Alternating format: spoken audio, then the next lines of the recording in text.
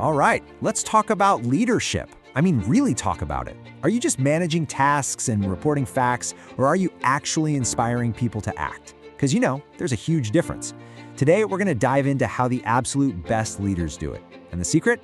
Well, it all comes down to mastering the power of a good story. Okay, so take a look at this. On one side, you've got the classic manager. This is the world of data, updates, information, and tasks. It's all necessary stuff for sure, but it's about informing. Now, look at the other side, the narrative leader. This person creates context, they build genuine belief, they inspire, and they drive a mission. It's a totally different energy, right? So just take a second. Which one of these sounds more like you right now? And more importantly, which one do you want to be? So why? Why is telling a story so much more powerful? It's not just some fluffy, feel-good technique. Not at all. There is actual science behind how stories connect with us, and honestly, it is the secret weapon of truly influential leadership. And it all comes down to this one idea: emotional engagement. See, when you show someone a spreadsheet, you're talking to the logical part of their brain. But when you tell a story, well, that's different. You kind of bypass all that logic, and you connect directly with the part of us that drives belief and trust and action. You make people feel the mission, not just understand the bullet points. And get this. This is why that emotional connection is so critical. A ton of research suggests that a huge chunk of our decisions, we're talking as high as 85%, are based on pure emotion. We then use logic to justify the decision we already made. Think about it. You're looking at 3 vendors. The data says they're all pretty much the same, but you go with the one whose salesperson told you a story about why they started the company, a story that you connected with. That connection? That's the 85% at work. So if you, as a leader, are only focused on logic, you are missing the biggest driver of human behavior, period. I love this quote because it just nails it. This isn't about throwing your data out the window. Of course not. Your data, your facts, that's your foundation. That's what makes you credible. But the story? The story is what makes your message stick. It's what people will remember long, long after they've forgotten the numbers from that slide deck. Okay, so we've covered the why. We get it. Now let's get into the what. A real leadership narrative isn't just some random little story you tell to break the ice. No, it is a carefully built tool, and it's designed for a very specific purpose. So every great leadership story is built with 4 key pieces. First, you need a crystal clear message. What's the one thing you're trying to say?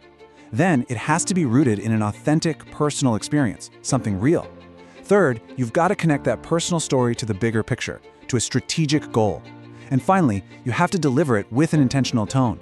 This isn't random, it's architecture. You're building something. All right, you ready to try this? Let's make this super practical. We're going to move from theory to action. I'm going to give you a framework so you can start drafting your very first leadership story, like right now. Think of this as your own little 60-second workshop. Let's do it. Here we go. 4 simple steps. Step 1, what's your core message? What's the one belief you need your team to buy into? Let's say it's, to really innovate, we have to be willing to fail. Okay, step 2, find a personal story. Think back. Remember that time a safe project totally bombed, but that one risky experiment taught you everything? That's your story. Step 3, this is the magic. Bridge the story to the message. You have to connect the dots for them. Say something like, that failure taught me that playing it safe is actually the biggest risk, and that's why this new ambitious project is so vital for us. See? And finally, step 4, refine it. Practice it. How's your tone? Is it encouraging? Does it feel real? That's how you build it. You know, when you really get this, when you master this skill, you do so much more than just communicate an idea. You actually start a movement. This isn't just a soft skill. It's a fundamental shift in how you lead. You turn people who are just listening into people who are actively participating in your vision. So, here it is, your new leadership playbook. Number 1, connect on an emotional level, not just a logical one. 2, use your stories to make your big strategies feel real and personal. 3, be intentional.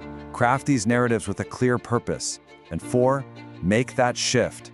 Move from just informing your team to truly, deeply inspiring them. That is the heart of narrative leadership. So I'll leave you with this one last thought to chew on.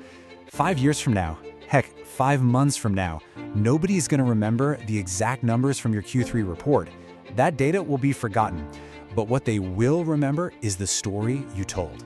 The one about overcoming that huge challenge, or the one about your vision for the future, or the story that finally made them understand why their work truly matters. So the only question left is, what will your story be?